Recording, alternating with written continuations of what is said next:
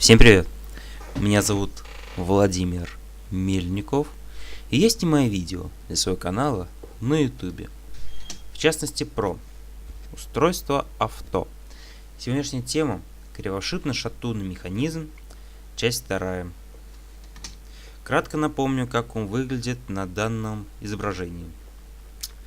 Также, что еще хотелось бы сказать, то что в предыдущем видео я буквально не досказал маленький абзац, поэтому договорю его, и можно перейти к основному части данного видео, так сказать, к небольшой такой подтемке. Но все по порядку.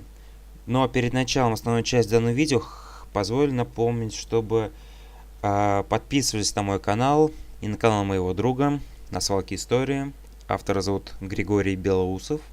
Также пишите, пожалуйста, комментарии, если есть у кого-то какие-то замечания, предложения по развитию данного контента в целом. Также ставьте пальцы вверх. Прошу об этом не забывать. Добавляйтесь ко мне в различные соцсети. Я лично буду этому очень рад. Также обращайте внимание, пожалуйста, на подсказки, которые периодически всплывают в начале, в середине и конце данного видео. И пожалуйста, поставьте, пожалуйста, колокольчик, чтобы не пропустить мои новые видео. Ну, перейдем к основной части данного видео. И вот, собственно, головка цилиндров изготавливают из чугуна или сплава алюминия. В ней размещается камера сгорания, окна для впуска и выпуска рабочей смеси и выпуска отработавших газов, полости для охлаждающей жидкости.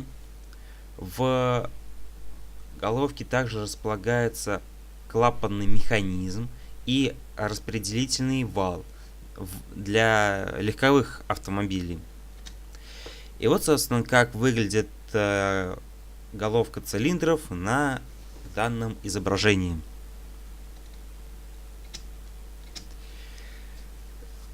Итак, сейчас мы переходим к основному части данного видео, о чем я, собственно, хотел поговорить. Это устройство цилиндропоршневой группы. Значит, цилиндропоршневая группа, сокращенно ЦПГ, состоит из поршня, как это не было бы очевидно. Дальше поршневых колец, поршневых пальцев, шатуна, коленчатого вала и маховика. Значит, поршень воспринимает давление расширенных газов и передает из шатуна на коленчатый вал. Для снижения инертных масс поршень изготавливается из сплава алюминия. Поршень состоит из 3 основных частей: днище поршня, головка поршня и юбка. Головка поршня имеет цилиндрическую форму с проточными в ней канавками под поршневой палец.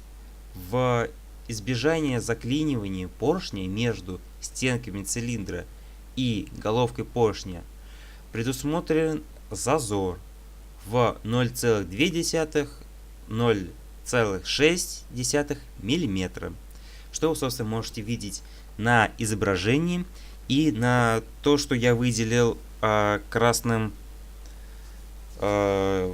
прямоугольником.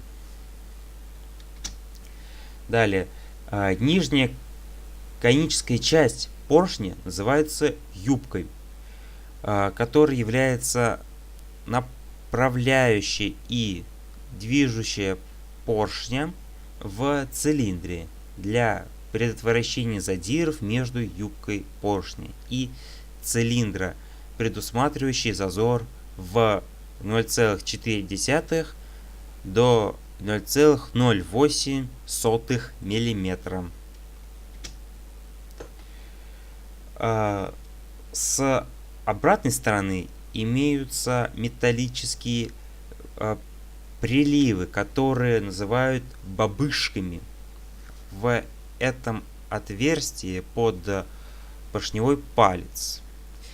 Ну, собственно, вы можете все это увидеть на данном изображении, которые достаточно хорошо расписаны.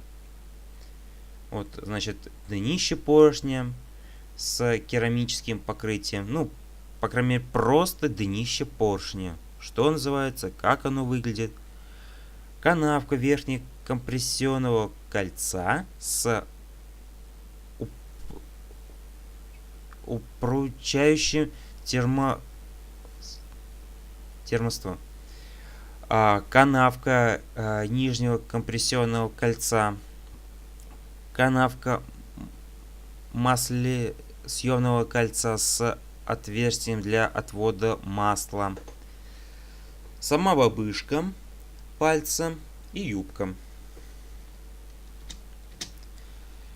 Далее, для предотвращения металлических стуков в мертвой точке отверстия под поршневой палец имеются вправо на 0,3 мм, поэтому для правильной установки поршня при сборке на нем имеются метки, такие как стрелка, надпись, канавка, которые должны быть направлены к передней части двигателя, как, собственно, изображено на данном изображении. Ну, собственно, это все, что я хотел сказать в данном разделе.